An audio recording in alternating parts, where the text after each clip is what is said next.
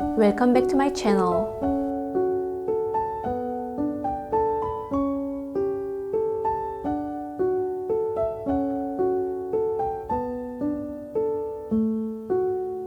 Hello, I'm Sarah, your virtual sewing instructor. Sometimes in between larger projects, I like to sew up simple projects to use up scraps. Today's tutorial is for one of those projects, and I like to call the ring scarf. I call it the ring scarf because it features a little ring that allows you to style the scarf in a variety of ways.